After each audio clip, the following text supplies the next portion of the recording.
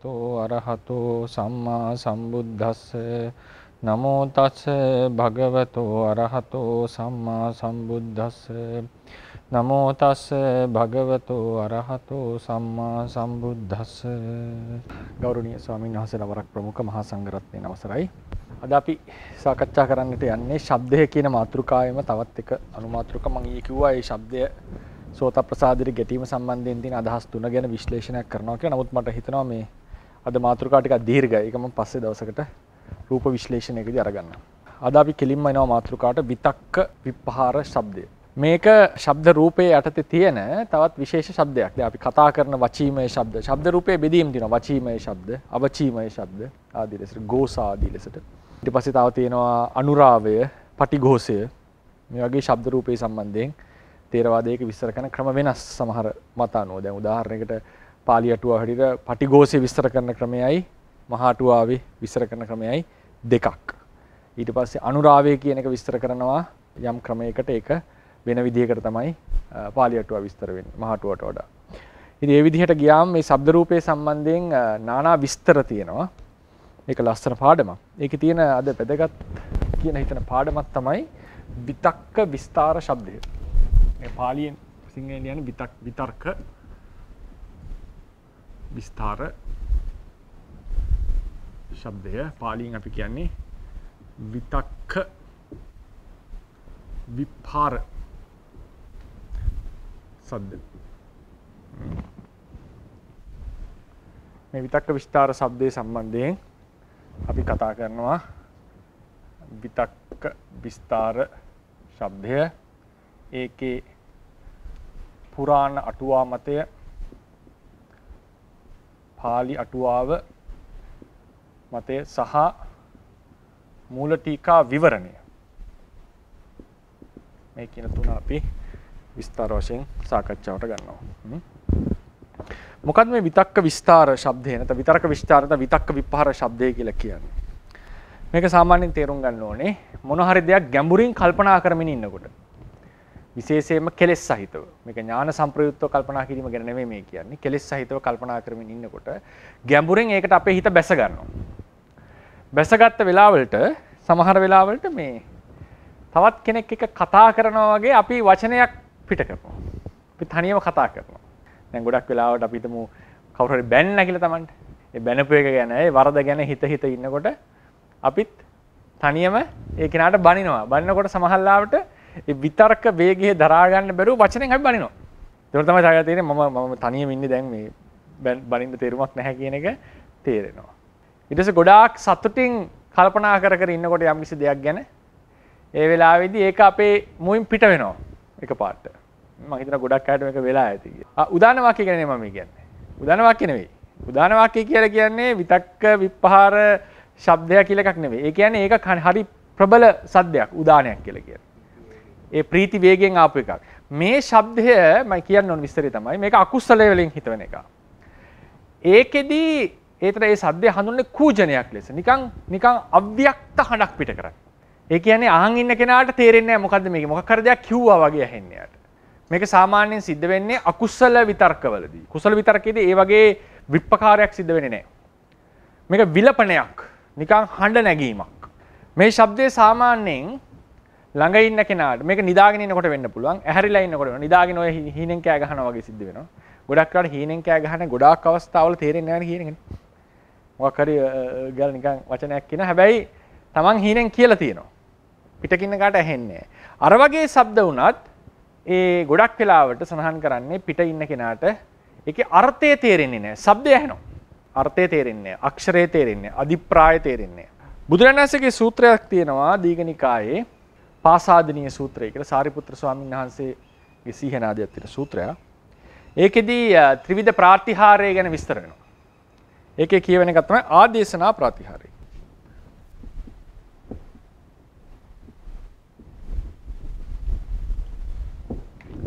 ආදේශනා ප්‍රාතිහාරය කියලා කියන්නේ අනුන්ගේ හිත කියවීම කියන එක. 이르දි ප්‍රාතිහාරය කියලා කියන්නේ 이르දිය දැක්වීම, අහසින් යෑම, පොළවේ කිමිදීම වගේ දේවල්. ආදේශනා ප්‍රාතිහාරය කියන්නේ සිත කියවීම. ඒක අටුවාවේ දිග්ගස්සනවා අනාවේකී පළ කිරීම. ඊට පස්සේ සමහර දේවල් ළඟ තියෙන දේවල් කීම ඔබට මොකද වෙන්නේ අනාගතයේදී කියලා කියන ඒවා මේ නිමිති ප්‍රකාශ කරන ඒවා නිමිති අනුව මේ සියල්ලම ආදේශනා ප්‍රාතිහාරයට වැටෙනවා. අමුතු গুপ্ত දේවල් වශයෙන් කියන්නේ. තුන්වෙනි එක දේශනා ප්‍රාතිහාර. දේශනාව කියලා කියන්නේ ධර්ම දේශනා තුළින් මේ කරන්න එපා ලෙසට උපදෙස් දීලා යම් කෙනෙක්ට මාර්ගය පෙන්වීම. ඒ තුනේ බුදුරජාණන් වහන්සේ ප්‍රශංසා කරන්නේ වර්ණනා කරන්නේ දේශනා ප්‍රාතිහාරයට. මොකද ඒකෙදි වෙන්නේ මොකද්ද? මම කලිනුත් කියලා තියෙනවා.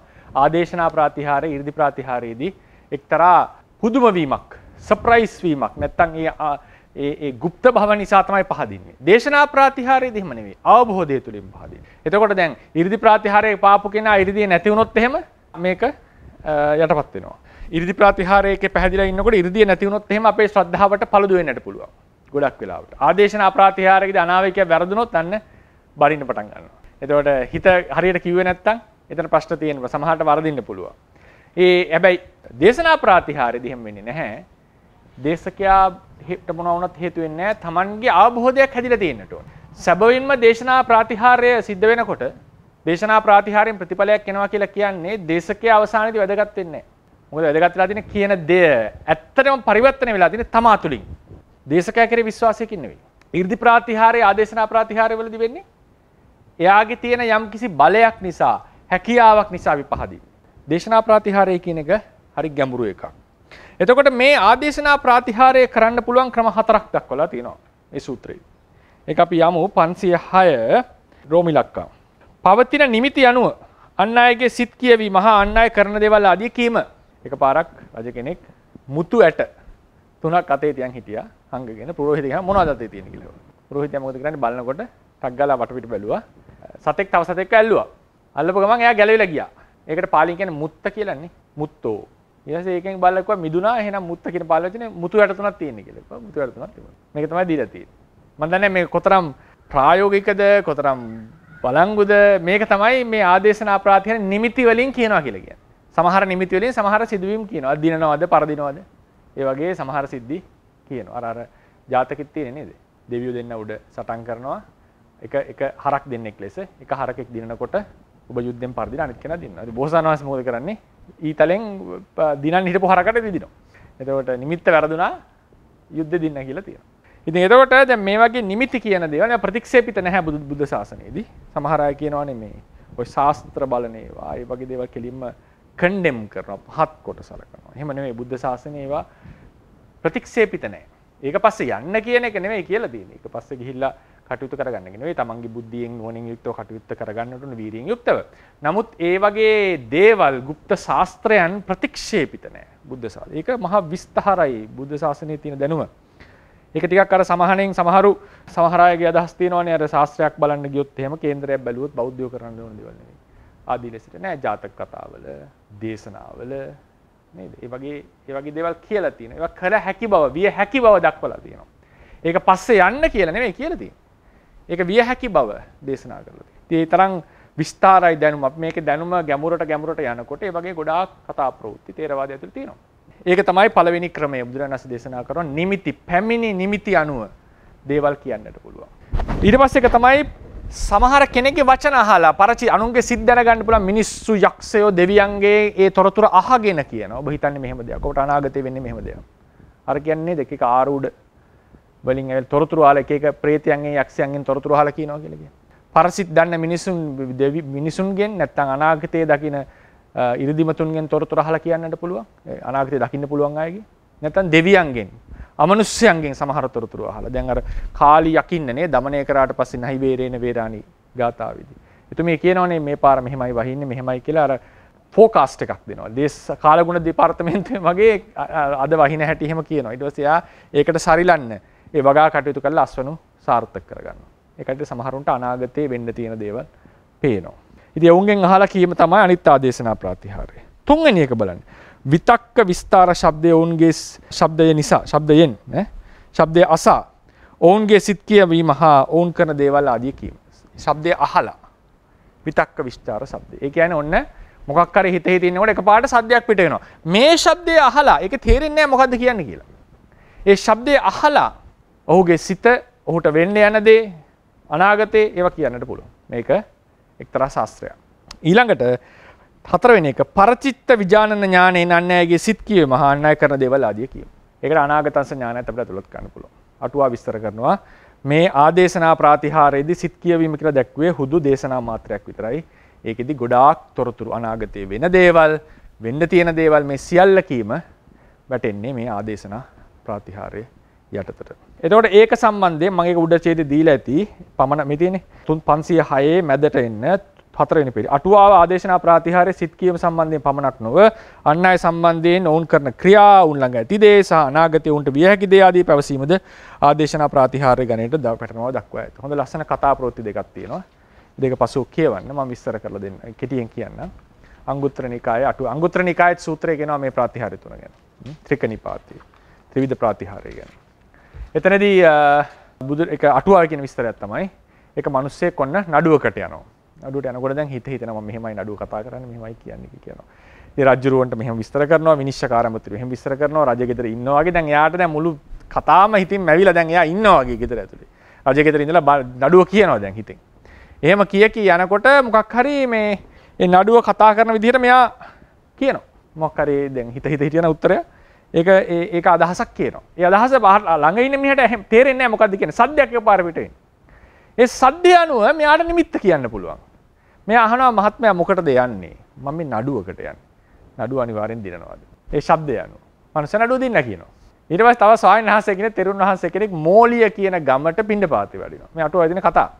පිණ්ඩපාතේ වඩිනකොට ගම් දොරදී පොඩ්ඩක් නැවතිලා බලනකොට දකින්න එක දැරිවියක් කාන්තා ළමෙක් ඒ හරිය යනවා. නමුත් එතුමිය අන්‍ය විහිතයි වෙන අදහසක ඉන්නේ. ඒ ස්වාමීන් වහන්සේ දකින්නේ නැහැ. ඉතින් ස්වාමීන් වහන්සේ මේක හිතට දැනෙනවා.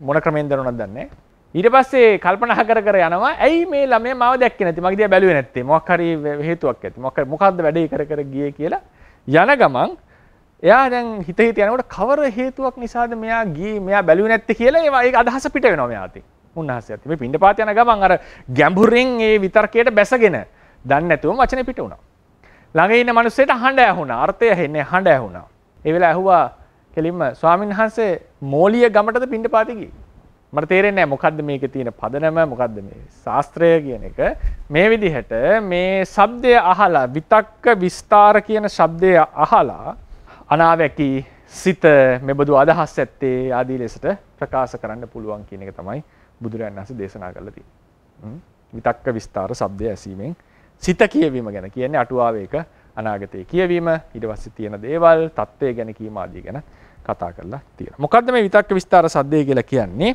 මම නැවත කියන්නම්. ගැඹුරු කරුණක් කියන්නේ ඒකේ බැසගෙන ගැඹුරෙන් කල්පනා කරනකොට, ශෝක වශයෙන් හෝ සතුටු වශයෙන් කල්පනා කරගෙන යනකොට, ඒකේ බැසගෙන ඉන්නකොට ඒක පාටම වෙන කෙනෙක් හා කතා කරන්නාසේ අපි වචනයක් පිට කරනවා. අදහසක් පිට කරනවා. මේ අදහස අව්‍යක්ත වචනයක්, සද්දයක් ඉන්නේ. ඒක ළඟ ඉන්න කෙනාට ඒකේ වචනය අර්ථය අධිප්‍රාය මේවා තේරෙන්නේ නැහැ. නමුත් શબ્දයක් පිට කරනවා ලෙස හැනුණා. මේ වෙන කෙනෙක් මෙයා මොකක් හරි කල්පනාවක ඉන්නේ කියලා තේරෙනවා මම පැත්තෙන් අහන අයට.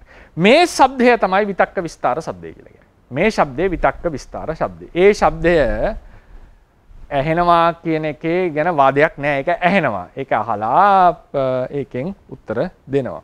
ඒ අනාගතේ කියනවා, හිත කියනවා. නමුත් මෙතන තේරවාදයේ තියෙන අදහස් දෙකක් තියෙනවා විතක්ක විස්තර ශබ්දයේ සම්බන්ධයෙන්. මොකද මේ අදහස් දෙක? එක වැදගත් ඒ කරුණු දෙක අපි ගන්න එක මහා අටුවාව නැත්නම් පුරාණ අටුවාව කියලා අපි සඳහන් කරේ තාම. ඒක මහා අටුවාව කියලා කියනවා, පුරාණ අටුවාව කියලා කියනවා.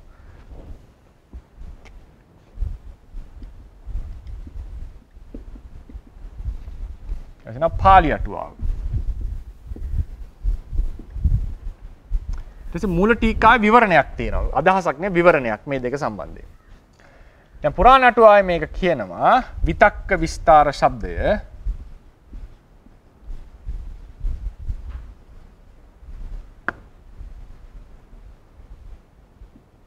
පළවෙනි එක අවිඤ්ඤාත්තිකයි. දෙක අශ්‍රෝත විඤ්ඤයයි.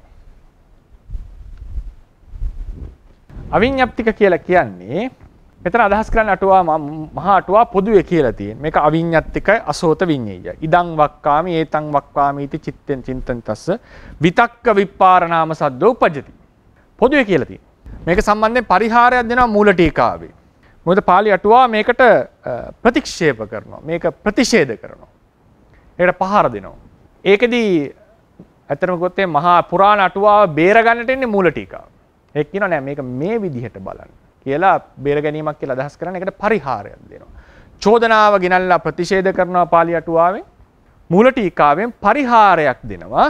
පරිහාරයක් දීලා මේක මේ කෝණයෙන් බලන්න කියන එක ප්‍රකාශ කරනවා. මොකද්ද මෙතන වෙන්නේ? ඒ කියන්නේ අන්තිමට කියනවා මේක ප්‍රතික්ෂේප කරලා තියෙන මේ අදහස අනුව කියලා තේරුම් ගන්න කියලා කියනවා. මෙතනදි කියන්නේ අවිඤ්ඤාප්තිකයි කියලා කියන්නේ වචී විඤ්ඤාත්තියෙන් තොර શબ્දයක්. ඒ කියන්නේ શબ્ද නවකය. චිත්තජ શબ્ද නවකය. මේ කතා කරන හඬක් පිට කරන හඬක් වෙන හඬක් නෙවෙයි. උගුර ආශ්‍රිතව පිට කරන. මේක වශී શબ્දයක් ගැන මේ කියන්නේ. වචීමය શબ્ද. මතක ඇතිනේ වචී શબ્ද අවචී શબ્ද කියලා කතා කරා. වචී શબ્ද කියලා කියන්නේ හඬ පිට. දැන් උක්කාසිත අර උගුරට එන ඒවා කිඹුමක් යනකොට හිතේදිලා කරන શબ્ද ගැන කිව්වා අපි චිත්තජයි හැබැයි විඤ්ඤාති රහිතයි. අස්වාස ප්‍රස්වාසික අවචීමය අවිඤ්ඤාතික શબ્ද නවකය. මෙතන මේ කතා කරන්නේ වචී શબ્ද. වචී શબ્දයක් අවිඤ්ඤාප්තිකයි කියලා පුරාණ අටුවා විස්තර කරනවා. මේකට එකඟ වෙන එක ටීකාවක් තියෙනවා. ඒ තමයි අභිධර්මාර්ථ සංග්‍රහය සම්බන්ධයෙන් ලියවිච්ච පුරාණ ටීකාව විභාවනට කලින්. පරමද්දීපිනේ දක්වනවා. ඒ ටීකාව මේකට එකඟ වෙනවා. මෙහෙම શબ્දයක් තියෙනවා කියලා. අවිඤ්ඤාතික අශ්‍රෝත විඤ්ඤෙයයි. අවිඤ්ඤාති මේකට පස්සේ නම් අවිඤ්ඤාතිකයි. විඤ්ඤාති රහිතයි. මොකද විඤ්ඤාති රහිතයි කියන්නට ප්‍රධානම හේතුව මේක අහන අර්ථය තේරෙන්නේ නැහැ. නිකන් හුදු සද්දයක් විතරයි පේන්නේ දැනෙන්නේ. මොකද්ද අර්ථය, අධිප්‍රාය, අක්ෂර මේ කිසිවක් වැටහෙන්නේ නැහැ. ඒ නිසා මේක අවිඤ්ඤාප්තික ලෙස සැලකුවා. අශ්‍රෝත විඤ්ඤෙයයි. විතක්ක විචාර શબ્දය කනට ශ්‍රවණය වෙන්නේ නැහැ කියලා කිව්වා. කනට ශ්‍රවණය වෙන්නේ නැහැ. ඒක සංවේදී නැහැ. ඒක ඇහෙන්නේ නැති එකක්. මේක තමයි මහාටුවාවේ තිබිච්ච ප්‍රකාශ. මේක තමයි විවරණයට අපි ගියේ නැහැ. ඊළඟට පාලි අටුවා මේකට ප්‍රතිවිරුද්ධව කියනවා විතක්ක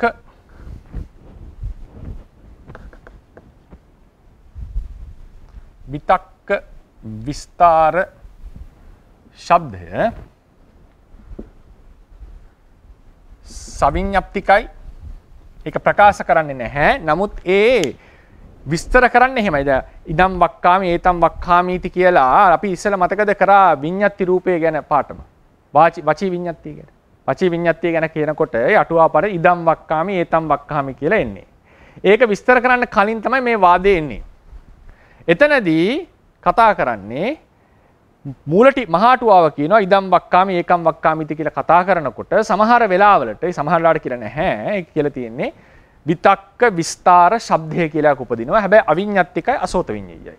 පාලි අටුවා මේ අදහස ප්‍රතික්ෂේප කළා කියනවා ඉදම් වක්කාමි ඒකම් වක්කාමිති කියලා කතා කරනකොට වචී විඤ්ඤාති උපදිනවා. ඒ නිසා පරමත්ත දීපනී ආදී ටීකාචාර්යන් වහන්සේලා ප්‍රකාශ කරනවා වචී විඤ්ඤාති අනිවාර්යයෙන්ම වචීමය શબ્දවල තියෙනවා.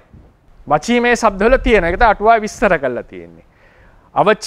වචී විඤ්ඤාතිය රහිත චිත්තජ ඒ කියන්නේ අර කතා කරන ශබ්ද රූපයක් ගැන කතා කරලා නැහැ.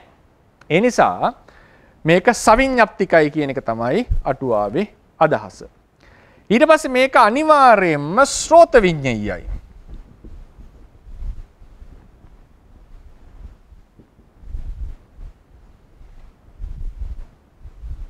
මේක ශ්‍රෝත විඤ්ඤෙයයි. ශ්‍රෝත විඤ්ඤය කියලා කියන්නේ සෝත ප්‍රසාදයට ඇහෙනවා.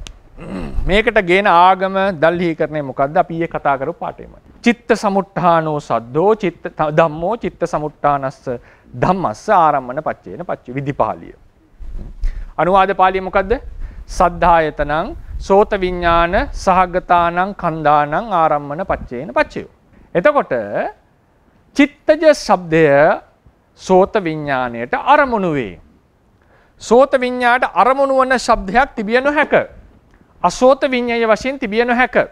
මේ නිසා මේ ප ဋ ාණ පාළියම ගෙනල්ලා පාළි අටුවාව මේක ප්‍රතිෂේධ කරනවා. ඒක තමයි බලන්න ඊට පස්සේ මත දෙකකින් ප්‍රතික්ෂේප කරන්නේ. ඒක තමයි පළවෙනි ආගම දල්ලික. දෙවෙනි එක තමයි සම්පසාදනීය කියන සූත්‍රෙහි අටුවාවේදී සහ සූත්‍රයේදී පැහැදිලියම විතක්ක විස්තාර શબ્දය ශ්‍රවණය කරලා අනාවැකි කියනවා කියලා බුදුරජාණන් වහන්සේ දේශනා කළා තියෙනවා. ඒ වගේම අටුවාවෙත් ඒ කතා යනවනේ දැන් අර අංගුත්තර අටුවාවෙත් අර කතා ගොඩක් තියෙනදන්නේ. අර යනකොට නඩුවට යන කෙනාට හාමුදුරුවන්ට වෙච්ච කතා සද්ද ඇහුණානේ. ඒ නිසා විතක්ක විස්තාර શબ્දය ශ්‍රෝත විඤ්ඤායයි. සම්පසාදනී සූත්‍රයේ සහ අටුවාවට අනුව ප ဋ ාණ පාළියට අනුව චිත්තජ શબ્දයේ සෝත විඤ්ඤායයි. ඒ නිසා ඒ ආගම දෙකෙන්ම මේක වැරදි, මේක වෙනස්, මේක පිළිගත යුත්තක් නෙවෙයි කියන එක පාළි අටුවා ප්‍රකාශ කරනවා. ඊට පස්සේ යනවා ඉදිරියට විඤ්ඤාප්ති විස්තර කරන්න. මම සියලු රෙෆරන්ස් දීලා ඇති. හැබැයි මේ මම කතා කරන 509 රෝම ඉලක්කම 2. 509 මම කියලා තියෙන පිටුව 3 මහා අටුවාවේ මතේ විතක්ක විස්තාර શબ્දය අවිඤ්ඤාප්තික බව සහ අශ්‍රෝත විඤ්ඤාය යන බව යන දෙකම පාළි අටුවා ප්‍රතික්ෂේප කරනවා. ඊට පස්සේ මම මේකට විස්තර දෙනවා. ඊට පස්සේ තුන්වෙනි පිටුවට යනවා. හතරවෙනි පිටුවට. මේ පළවෙනි එක තමයි සම්පසාදනීය සූත්‍රය අනුව ප්‍රතික්ෂේප කරනවා. ඊට පස්සේ ප ဋ ාණය අනුව. මම ඊයේ කිව්වා මේ වාක්‍ය මම කියන්නම් කියලා. ඊට පස්සේ එන්න තුන්වෙනි ඡේදයට. ඉහත ප ဋ ාණ පාළිය හතරවෙනි පිටුවේ. ප ဋ ාණ පාඨවල සියලුම සචිත්තජ සංග්‍රහිතයයි සලකා පාළි අටුවා විසින් පුරාණ අටුවාවේ අදහස ප්‍රතිෂේධ කර ඇති බව මූල ටීකා පවසන.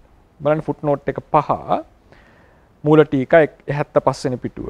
චිත්ත සමුට්ඨානං සද්ධායතනන්ති එත්ත නච්ච කෝචි චිත්ත සමුට්ඨානෝ සද්දෝ අසංගහිතෝ නාම අත්ථීති අදිප්පායන මහා අට්ඨ කතා வாதං පටිසේදේති. ඒක ප්‍රතික්ෂේප කරනවා. එතකොට පාළි අටුවාව පුරාණ අටුවාව ප්‍රතික්ෂේප කරා කියන එකයි මේ මූල ටීකාව කියන්නේ. එදා අවසානයේ ප්‍රශ්නයක් ඇහුවනේ කෙනෙක්. ඒ ප්‍රශ්නේදී අපි කිව්වේ සමහර කෙනෙක් කියනවා අටුවාව පුරාණ අටුවාව පාළි අටුවාවෙන් ප්‍රතික්ෂේපිත වෙලා නැහැ. අපිට අදහස තේරෙන්නේ නැහැ නේ. ටීකාචාර්යන් වහන්සේ පැහැදිලිවම කියනවා.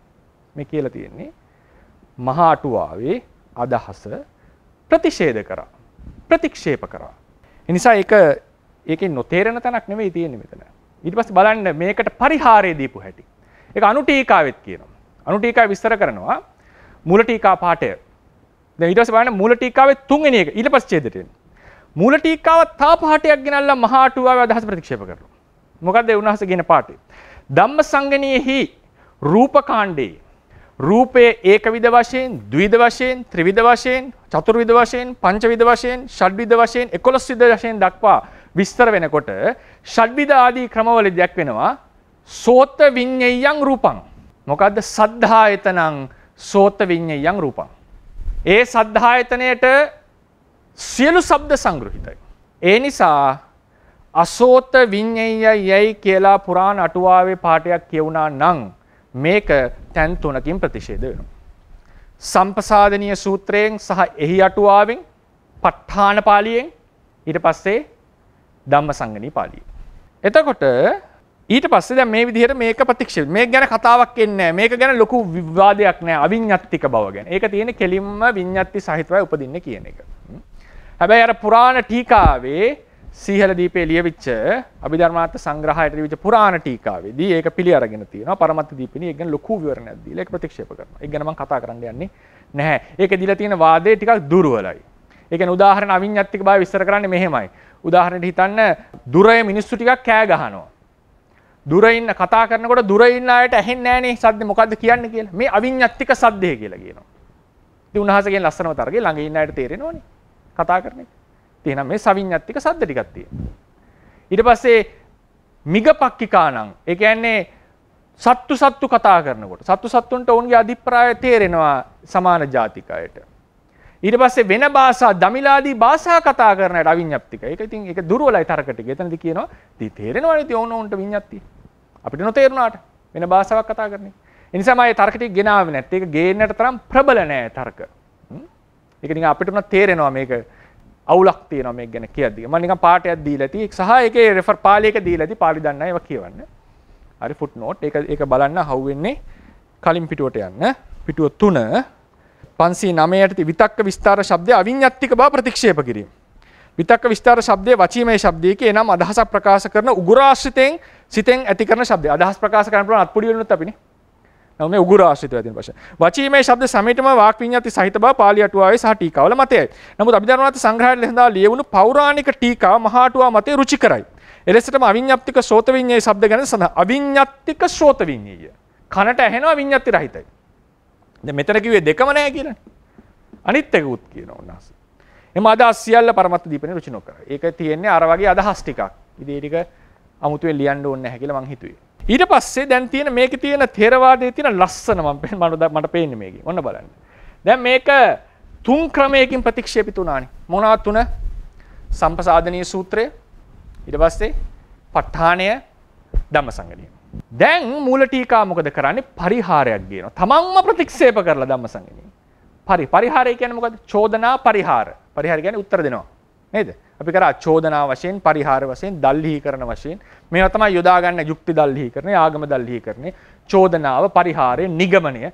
අපි මේ වෙනකොට මේ වචන කීප යොදාගෙන ඉන්නවා. මේවා තමයි අටුවා සම්ප්‍රදායේ, අටුවාවල ටීකාවල ඒ සම්ප්‍රදාය යොදාගත්ත ක්‍රමවේද අධ්‍යයනයට. ඒවා ඉන්දියානු සම්ප්‍රදායේ තියෙන ක්‍රම. ඒක ඕන ඥානවන්ත සිස්ටම් එක තියෙන දෙයක්.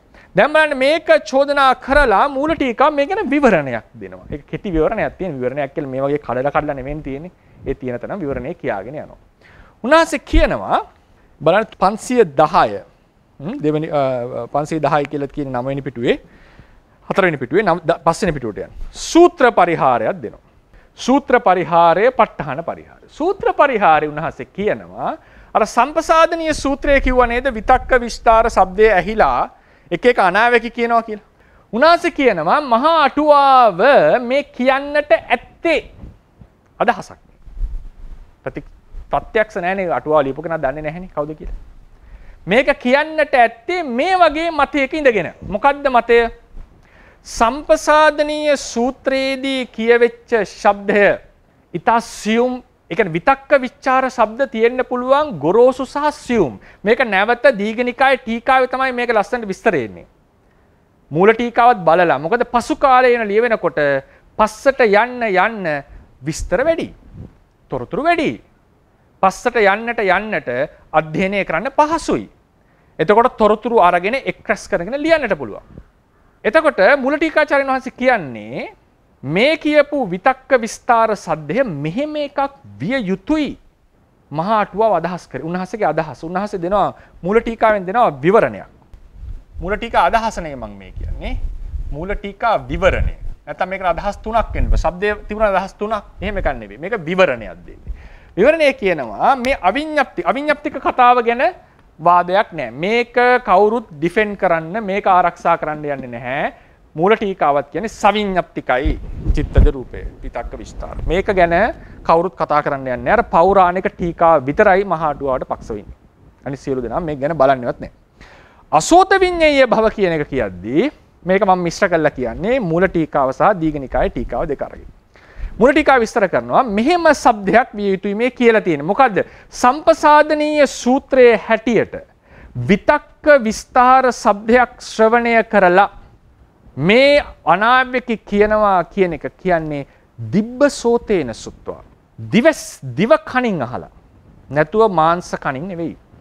දිව කණින් අහලා. ඒ කියන්නේ ඊතාසියුම් શબ્ද. මොකද්ද මේ શબ્දය? උන්වහන්සේ දෙනවා විස්තරයක්.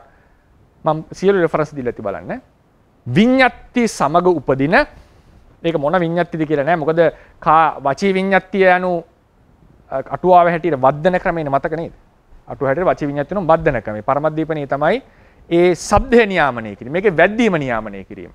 රේරුකාණි ස්වාමීන් වහන්සේ එතන ඉන්නේ පරමත්ත දීපණී අදහසේ. ඒතර වැද්දීම නියාමනය කිරීම තමයි පුරාණ අටුවාව, පාලි අටුවාව, මූල ටීකා සියල්ලම ඉන්නේ. එතකොට විඤ්ඤාති සහිත දිව තල්ල ආදිය සෙලවිය හැකි ශබ්දයේ උපදවන විතර්කයේ නිසා උපන්නා වූ ශබ්දය. මේක විතක්ක විස්තාර විපාර ශබ්දය. ඒ කියන්නේ මොකක් හරි ශබ්දයක් පිට වෙන්නේ මොකක් හරි මේක හෙලවෙන්න බෑ. නිකන් හදුන්නේ නැහැ එන්නේ. ඒක මොකක් හරි සිතක් තියෙනවා. හැබැයි ඒක විඤ්ඤාති සහිතයි. හැබැයි මේ ශබ්දය අතිශය සියුම්. මේ සියුම් ශබ්දය මහා අටුවාව සැලකුවා මේක සම්පසාදනීය සූත්‍රයේ හැටියට ඒ සමහර ශබ්ද දිව කණින් අහලා. දිවසින් නෙවෙයි කියන්නේ දිබ්බ සෝතෙන් අහලා. එතන තියෙන වැදගත් කරුණක් තියෙනවා. ඒක බලන්න මේ වැදගත් කියන එක. පහ පිටුවේ. මෙහිදී සැලකියුතු කරුණක් නම් මූල ටීකාව සපයන පරිහාරයේ දිබ්බ සෝතේන සුත්වා ආදිසති යන සූත්‍ර පාඨයේ දක්වා තිබීම සහ එවන් පාඨයක් වර්තමාන සූත්‍රයේ නොතිබීමයි. මේක මොන පදනමෙන් කිව්වද මහා අටුවාව මොකද්ද ඒ සූත්‍රයේ තියෙන්නේ කෙලින්ම ආදිසති. මේක දිබ්බ සෝතේන සුත්වා ආදිසති. සුත්වා ආදිසති දිබ්බ සෝතේන සුත්වා ආදිසති. මේක කිසිම අටුවාවක් ටීකාවක් මේ පාඩේ ගේන්නේ නැහැ. උන්වහන්සේ හිතන්නේ ඒ කියන්නේ එක්කෝ ඒ උන්වහන්සේට තිබිච්ච ත්‍රිපිටකේ එහෙම එකක් තිබිලා තියෙනවා. එහෙම නැත්නම් එහෙම අදෝලිපියකවත් අද ඒකේ නැහැ. ඒ නිසා උන්වහන්සේගේ අදහස තමයි මම කියන්නේ සූත්‍ර පරිහාරය. මූල ටීකාවට අනුව මහා අටුවාවේ අදහස් කර ඇති අශ්‍රෝත විඤ්ඤාය විස්තක්ක විස්තාර શબ્දේ නම් වාක් විඤ්ඤාප්තිය සමග හටගන්නා දිව තල්ල ආදී චලනය කිරීමට සමර්ථ වූ විතර්කයේ සමග හටගත් දිව්‍ය ශ්‍රෝත්‍රයට සහ දිව්‍ය ශ්‍රෝත ඥාණයට අරමුණු වන සියුම් ශබ්ද බවයි. සම්පසාදිනී සූත්‍රය අදහස් කර ඇත්තේ එවන් විතක්ක විස්තාර શબ્දයක් බව මූල ටීකාව අදහස් කරයි. මින් අදහස් වන්නේ එවන් ශබ්ද මිනිසයන්ගේ ආදී මාංශ ශ්‍රෝතයනට සංවේදී නොවන බව. ඒ නිසා මේක අසෝත විඤ්ඤාය කියලා අටුවාවේ කිව්වේ සෝතයට සංවේදී ලක්ෂණය එකතුර නැති නිසා නෙවෙයි, ඇහෙන්නේ සියුම් වැඩි. පැහැදිලිද කතාව? අසෝත විඤ්ඤායයි කිව්වම කරුණු දෙකක් එනවනේ. දැන් ශබ්දයේ තියෙනවා සෝත ප්‍රසාදයට සංවේදී වෙන බවක්. ඒ බව තිබුණා කියලා අපිට හැම සද්දයක්ම ඇහෙන්න ඕනේද? නෑ. දැන් මේකේ තියෙනවා වර්ණ රූපේ වාතේ තේරවාදයේ හැටියට. නමුත් ඒක ඇහැට සංවේදීද? නෑ. නමුත් ඒක වර්ණ රූපයක් නෙවෙයිද? වර්ණ රූපයක්. සංවේදී වුණත් නොවුණත් ඒ ගතිය චක්කු ප්‍රසාදිත සංවේදී විය හැකි බව තියෙනවා නම් ඒකට ඒ වචනේ දෙන්නට ඕනේ. එතකොට මෙතන අසෝත විඤ්ඤායයි කියනකොට කනට සංවේදී නැති කියන එකද කිව්වේ සියුම් නිසා අහන්න බැරි කියන එකද? කරුණු දෙකක් නේ. ඒ නිසා මේ සියුම් නිසා අහන්න බැරි වුණා කියන එකයි මෙතන මහා අටුවාව අදහස් කරේ කියලා මූල ටීකාව කියනවා. මේකයි මේ අදහස් කරලා තියෙන්නේ. ඊළඟට දැන් එනවා ඊළඟ එක. ප ဋ ාණ පාළිය කොහොමද මහා අටුවාව අර්ථකථනය කළේ? අපි කිව්වනේ කොහොමද ඒක පාඨය කියුනේ? විදි පාළිය සහ අනුවාද පාළිය. චිත්ත සමුට්ඨානෝ ධම්මෝ චිත්ත සමුට්ඨානස්ස ධම්මස්ස ආරම්මන පච්චයේන පච්චයෝ. චිත්ත සිත නිසා හටගත් ධර්මයක් සිත නිසා හටගත් ධර්මයකට ආරම්මන වශයෙන් ප්‍රත්‍ය වෙනවා. මොකද්ද? සද්ධායතන චිත්ත සමුට්ඨායතන සද්ධායතන කියන මේ කියන්නේ. සද්ධායතනං චිත්ත සමුට්ඨාන මේ විදිපාලිය. මේක අනුවාදය. ප ဋ ාණේ තියෙන ක්‍රමය. සද්ධායතනං සෝත විඥාන සහගතානං සෝත විඥාන සහගතානං ඛණ්ඩානං ආරම්මන පච්චයේන පච්චයෝ. සෝත ඒකයි සිත අයින් කරන්නේ මොකද? චිත්ත සමුට්ඨාන දුකේ අපි ඉන්නේ. චිත්ත සමුට්ඨාන දුකේදී සිත දුක විනිමෘක්ත වෙන්නේ නේද? චිත්ත සමුට්ඨාන චිත්ත සංසට්ඨවලදී සිත සිතෙන් සමග සංප්‍රයුක්තයි කියලා සලකන්නේ නැහැ. සිත අයින් කරනවා අපි. එතකොට සද්ධායතනය සෝත විඥාන සහගත ස්කන්ධයන්ට ඒ කියන්නේ අවශේෂ චෛසිකයන්ට ආරම්මන ප්‍රත්‍යයෙන් ප්‍රත් වෙනවා. මේකට දැන් අටුවාව කියන්නේ මේක අනුව පැහැදිලියම හැම සද්දයක්ම සෝත විඥාන අරමුණු විය යුතුයි. මූල ටීකාව කියනවා මෙතන පාලි අටුවාවේ අදහසයි මහ පුරාණ අටුවාවේ අදහසයි අතර පරස්පර බවක් තිබුණේ. මොකද්ද හේතුව? උන්වහන්සේගේ අදහස. උන්වහන්සේ ඒක ප්‍රත්‍යක්ෂ කරලා කියනවානේ. උන්වහන්සේ කියනවා පාලි අටුවාව හිතුවා. කල්පනා කරා. පාලි අටුවාචාරින් වහන්සේ කල්පනා කරා. හිතුවා මෙතන සියලු ශබ්ද සංග්‍රහිතයි. පුරාණ අටුවාව සැලකුවේ මෙතන තියෙන්නේ ඕලාරික ශබ්ද විතරයි. ඕලාරික ශබ්ද විතරයි කියලා පුරාණ අටුවාව සැලකුවා. සියලු ශබ්ද සංග්‍රහිතයි කියලා මහා අටුවාව සැලකුවා. මේක අධ්‍යයනයක ප්‍රතිඵලයක්. මම කිව්වා මේක. මේවා අභිඥාවෙන් බල්ලා කරපු දේවල් නෙමෙයි. එහෙම වුණා නම් මෙහෙම ප්‍රකාශන නැහැ. මෙතන වෙලා තියෙන්නේ පුරාණ අටුවාව හිතුවා මෙතන තියෙන ඕලාරික. මේක ටීක පුරාණ මූල ටීකාචාර්යුන් අදහස මගේ අදහස නෙමෙයි. මේකේ තියෙන්නේ ඕලාරික ශබ්ද විතරයි. පාලි අටුවාව හිතුවා මෙතන සියලු ශබ්ද සංග්‍රහිතයි. ඒ නිසා මහා අටුවාව ප්‍රතික්ෂේප කරා. මුන්නහන්සේ දැන් මහා අටුවාවට පරිහාරයක් දෙන්නේ. චෝදනාවේ ආවේ පුරාණ අටුවාවෙන්. ඒකට පරිහාරයක් දෙනවා මූල ටීකාවේ. මොකද්ද දී පරිහාර දෙක? අසෝත විඤ්ඤය භව සූත්‍රයේ හැටියට කිව්වේ සියුම් නිසා දිවසින් දිව කනින් අහන්නට ඕනේ කියන එකයි අදහස් කරේ සූත්‍රයේ සහ අටුවාවේ. ඒ නිසා උන්වහන්සේ වරදී කියන්න එපා. එකපාර ලොකුවට. අනිත් එක ප ဋ ාණේ පාළිය සැලකුවේ පුරාණ අටුවාව ඕලාරික ඖදාරික ශබ්ද සම්බන්ධයෙන්. එහෙම නැතු සියලු ශබ්ද සංග්‍රහිත වුණා කියන එක නෙවෙයි. හැබැයි අවසානයේදී උන්වහන්සේ ප්‍රකාශ කරනවා මෙහෙම එකක්. මේක බලන්න කියලා කියවන්න පුළුවන්. පහ පිටුව 511ට උඩින් තියෙන ඡේදය. එබැවින් මෙහි පුරාණ අටුවා ප්‍රාතේ ප්‍රතික්ෂේප කිරීම විතක්ක විස්තර ලෙස දැක් වූ ශබ්දයේ අසෝත විඤ්ඤයයි පැවසීම නිසා භවයයි සලකිය යුතු බව මූල ටීකාව සඳහන් කරයි. උන්වහන්සේ අදහසක් ගේන්නේ. මේක ශබ්දය අසෝත විඤ්ඤයයි කියව මෙතන ටෙක්නිකල් ප්‍රශ්නයක් තියෙනවා. මොකද හැම ශබ්දයක්ම සෝත විඤ්ඤාණයට ගෝචරයි. ඒක හරියට අපිට පේන්නේ නැති වුණා කියලා වාතයේ තියෙන වර්ණ රූපය චක්කුවට සංවේදී නැහැ, සංවේදී රූපයක්. ඒක අපේ චක්ෂුවට සංවේදී නැහැ. එහෙම වුන් නැතුව වර්ණ රූපයේ චක්ෂුවට සංවේදී බව නැති වුණා නෙවෙයි. චක්කු විඤ්ඤය භව නැති වුණා නෙවෙයි.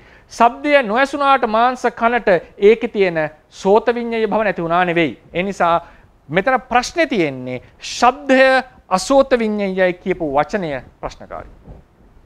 මේ ඇවිල්ලා තියෙන්නේ මොකද්ද? මේකෙන් පාලි අටුවාවෙන් කෙලින්ම පහර වදිනකොට මේක පරිහාරයක්. අනුටීකා මෙහෙමයි විස්තර කරන්නේ. අනුටීකා විස්තර කරනවා මේ මම මේ කියන් ගියපු මේ කතාව කොහොමද විස්තර කරන්නේ? බලන්න 4 පිටුව. ෆුට්නෝට් 5 අදෝලිපි 5 මූල ටීකා අනුටීකා 75. එතන පිටු නම් පොඩ්ඩක් වෙනස් වෙලා සමා වෙන්න. මූල ටීකාවේ පිටුවයි මූල ටීකාවේ පිටුව එන්නට ඕනේ ඔතන 75 වෙන්නට බර කමන්නේ. කෙසේ වෙතත් ඉදානි අවිශේෂේන චිත්ත සමුට්ඨාන සද්දස්ස සෝත විඥාන ආරම්මන පාලියං වුත්තාති විතක්ක විප්පාර සද්දෝන සෝත විඤ්ඤෝයිති මහා අට්ඨ කතා වාදස්ස පාලියදා විරෝධං දැස්වේතුං චිත්ත සමුට්ඨානාති ආදි වුත්තං. ඔන්න මහා අට්ඨ කතා වාදයේ පෙළට පටහැනි වෙන හැටි විශ්සක. ඊට පස්සේ පාදේ බලන්න. ඒවං මෙසේ සංඝාහකාරකස්ස අදිප්පායේ තත්වා. සංඝාකාරක කියලා කියන්නේ බුද්ධ ගෝස්වාමීන් වහන්සේ. අටුවාව ලියපු ස්වාමීන් වහන්සේ. සංඝාහකාරකස්ස අදිප්පායේ තත්වා. පාලි අටුවාව ලියපු සංග්‍රහකාරකයන් වහන්සේගේ අධිප්‍රායේ පිහිටා මහා අට්ඨ කතා වාදස්ස මහා අටුවා වාදයේ පටිසේදේ තබ්බතන් දස්සෙද්වා ප්‍රතික්ෂේප කළ යුතු බව දක්වා. දැන් මොකද කරන්නේ? දැන් ඒතර උන්වහන්සේ පිළිගන්නවා පාලි අටුවා මහා අටුවා ප්‍රතික්ෂේප කරා. දැන් මොකද උන්වහන්සේ කරන්නේ? ඉදානි දැන් අත්තනෝ අධිප්‍රායයටත් තමන්ගේ අධිප්‍රායේ පිහිටලා තං පරිහරිතුං ඒ පාඨය අටුවා පාඨයට පරිහාරයක් ගේන්නට මහා අට්ඨ කතායන් පනාති ආහ. ඒක තමයි පරිහාරය කියන අපු තැන. මම මේක විශේෂයෙන් කියන්නට හේතුව මේකේ සැඟවිච්ච ගූල්හ අපිට නොතේරෙන කියලා දෙයක් නැහැ. මේක පැහැදිලි. ප්‍රතික්ෂේප වෙන්න ඕන තැන ප්‍රතික්ෂේප කරා. පිළිගන්න ඕන තැන පිළිගත්තා. විස්තර කරන තැන විස්තර කරා. වර්ණනා කරන්න ඕන තැන වර්ණනා කරා. මහා අටුවා පාලි අටුවාවෙන් ප්‍රතික්ෂේප වුණාම නෑ ඒක මේ විදිහට බලන්න එක තව මහා අටුවාවට අදහස ගෙනා. මේක තමයි ඇකඩමික් ස්ටඩීස්. මේක තමයි සාර්ථක අධ්‍යයන ක්‍රම. මේක තමයි බුද්ධියට ඉඩ දීපු වර්ධනය වෙච්ච ක්‍රමය තේරවාදය ඇතුලේ. ඊළඟට මොකද උනේ? දැන් ඔන්න පස්සට යන්න තොරතුරු වැඩි. දැන් ඔන්න දැන් පිටුව 5ට එන්න 511. දැන් මොකද උනේ? පුරාණ අටුවාවෙන් ආවා පාලි අටුවාවට, ඒකෙන් දැන් මූල ටීකාවට, අනු ටීකාවෙන් පොඩි උපකාරයක් ගත්ත විස්තර කරන්න. දැන් එනවා දීඝනිකාය ටීකාවට, පාටික වර්ග ටීකාවට. කියන්නේ ධම්මපාල කියලා ආචාර්යන් වහන්සේ කෙනෙක්. සඳහන් කරන්නේ මූල ටීකාවට පසු කාලීනයි. විශ්වාස කරන්නේ කුද්දක නිකාය අටුවා ලියපු ස්වාමීන් වහන්සේමයි. මොකද කුද්දක නිකාය අටුවාවලදී අභිධර්ම ටීකාව ගැන විස්තර තියෙනවා. ඒ නිසා මූල ටීකාචාර්යන් වහන්සේට පසු කාලේ හිටපු ධම්මචාපාල ආචාර්යන් වහන්සේ ලිව්වා කියන එකයි පිළිගන්නේ. කුද්දක නිකායේ සමහර අටුවා සහ දීඝ මජ්ක්‍ධිම සංයුත්ත කියන නිකාය තුනට ටීකා. උන්වහන්සේට ලියන්න බැරි වෙනවා අංගුත්තර ටීකාව. ඒක ලියන්නේ සාරිපුත්ත සංඝරාජ ස්වාමීන් වහන්සේ. එතකොට උන්වහන්සේ දැන් කියනවා දැන් මේ ඔක්කොම තොරතුරු අරගෙන උන්වහන්සේ තව විවරණයක් දෙනවා. ඒක විස්තරේ දීලා ඇති මම එහා පිටුවේ ෆුට්නෝට් එකේ 9 දීඝනිකා ටීකා මෙතින් එතනම ඇති 9. නමුත් දීඝනිකාය ටීකාව මූල ටීකාවේ මේ ඔක්කොම විස්තර ටික දීලා මෙම අදහසට විරුද්ධ අදහසක් ඉදිරිපත් කරමින් ඉහත මහා අටුවාවේ දක්වා අදහස් කරන ලැබයි. දැන් මහා අටුවාව ටික බේර ගන්න වගේ නාමේ මූල ටීකාව. මහා අටුවාවේ අදහස් කරන ලැබයි මූල ටීකාව සඳහන් කළ ලක්ෂණ වලින් යුතු ශබ්දයක් අතිශයින්ම සියුම් නොවේ නම් තමාගේ හෝ ඉතා ආසන්නයේ සිටින කෙනෙකුගේ මාංශ සෝතයේ ගැටියයි සැලකිය හැකි බව දක්වා ඇත. දැන් උන්වහන්සේ ඒක එකතරම් විරුද්ධ වුණා නෙවෙයි. උන්වහන්සේ මෙතන කිව්වේ මේකේ උන්වහන්සේත් පැහැදිලි කරේ මේකේ අසෝත විඤ්ඤාය බව පිළිගන්න කියලානේ. අසෝත විඤ්ඤාය කියලා කියන්නේ ඒකේ ගතිය නෙවෙයි ඇහෙන්නේ නැති එකන කිව්වේ. ඒක සියුම් වැඩි. ඒ නිසායි මහා අටුවාවේ මේක කියලා දෙන්නේ. එහෙම නැතුව අසෝත විඤ්ඤාය බව පිළිගන්නේ නැහැ උන්වහන්සේ. શબ્දයක තියෙන. එතකොට මුන්නාසි විස්තර කරන්නේ මොකද්ද?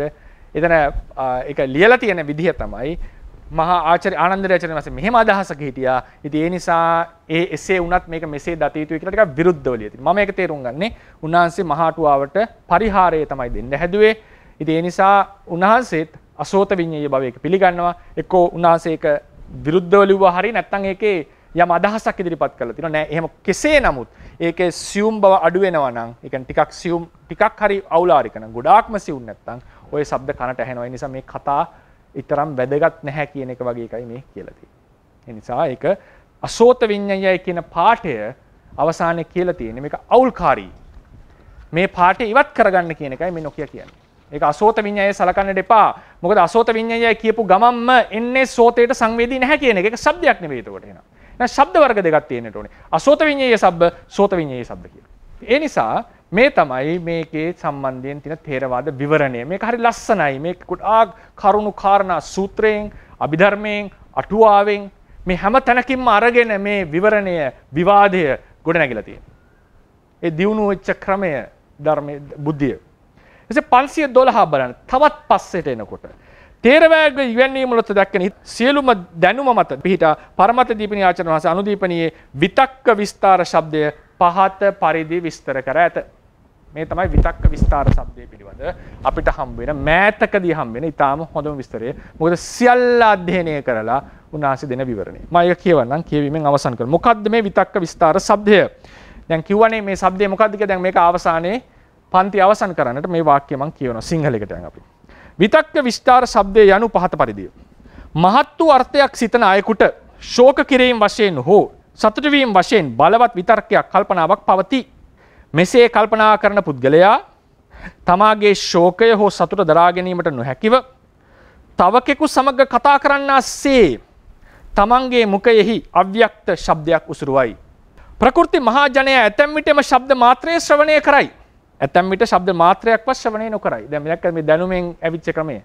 කරනවා කිව්වා නොකරනවා කිව්වා මූල ටීකාවේ කිව්වා පුරාණ ටීකාවේ කිව්වා ඒ වගේ શબ્දයක් තියෙන්නට පුළුවන් මහාටුවාව කියනවා වගේ ඇහෙන්නේ නැති શબ્දයක්. දැන් මේ දැනුමේ පදනම් වෙච්ච හැටි. පදනම් වෙලා මේක විස්තර කරනවා. ඒ සියලු තොරතුරු මත. ප්‍රකෘති මහජනය ඇතැම් විටෙහි ශබ්ද මාත්‍රයක් ශ්‍රවණය කරයි. ඇතැම් විට ශබ්ද මාත්‍රයක්වත් ශ්‍රවණය නොකරයි. ශ්‍රවණය කරන මහජනයා එම ශබ්දයේ අක්ෂර හෝ අර්ථය හෝ අධිප්‍රාය හෝ දැන නොගනී. නමුත් දිව්‍ය ශ්‍රෝතයෙන් හෝ විද්‍යාමය ශ්‍රෝතයෙන් මොකක් හරි විද්‍යාමය බලයකින් ශ්‍රවණය කරන අයෙක් එම ශබ්දයේ අක්ෂරද අර්ථද අධිප්‍රායද දැනගනී. දැනගෙන ඔබගේ මනස මෙබඳුය මොහුගේ මනස මෙබඳුයයි යනාදී ලෙසට ප්‍රකාශ සිද්ධ කරයි. මේ කියන්නේ හිත කියවනවා කියන එක බුදුරණවහන්සේ කිව්වේ. ඒ කෑ ගහන හිත අනුව හිත කියවනවා. ශාස්ත්‍රයකටත් ශාස්ත්‍රයක් වෙන්න පුළුවන්. නමුත් අටුවාවක ඉස්තින් කරනවා අනාගතය ආදී කියන්නත් පුළුවන් කියලා. එතකොට මේ තමයි ථේරවාදයේ තියෙන ලස්සන මාතෘකාවක් විතක්ක විස්තාර શબ્දය. බුදුරජාණන් වහන්සේ දේශනා කරනවා සම්පසාදනීය සූත්‍රයේදී ටික නිපාතයේදී මේ විතක්ක විස්තාර શબ્දය අහලා කෙනෙක්ගේ හිත කියන්නට පුළුවන්. අටුවාවේ විස්තර කරනවා අනාගතය ආදී අනාවැකිත් කියන්නට හැකියාවක් ලැබෙනවා. අවසන් කරන්නට කලින් මේ විතක්ක විස්තාර શબ્දය නැවත තුන්වෙනි ධර්ම සංගායනාවේදී එළියට එනවා. එක්තරා නිකායක් මට නිකාය මතක නම් මතක් වෙන්නේ නැහැ. ප්‍රකාශ කරනවා විතක්ක විපහාර මාත්‍රයේ શબ્දයයි. මොකද අපි කියනවානේ ශබ්ද සංස්කාර වචී සංකාර කියන්නේ මොකක්ද? විතක්ක විචාර. ඇයි විතක්ක විචාර වලින් හිතට තමයි කතා කරන්නේ. ඒ නිසා විතක්ක විචාර සංසිඳෙන්නේ ဒုတိ ය ධානයෙන්, චතුර්ථ ක්‍රමයෙන්, පංචක ක්‍රමයෙන්, තෘතිය ධානයෙන්. ඒකට කියනවා වචී සංකාර නිරෝධය කියලා. ඉතින් එක නිකායක් මේ මත පිහිටලා ප්‍රකාශ කරා මේ කතා වස්තුවේ තියෙන කතාවක්. විතක්ක විපහාර විතක්ක විස්තාර මාත්‍රය.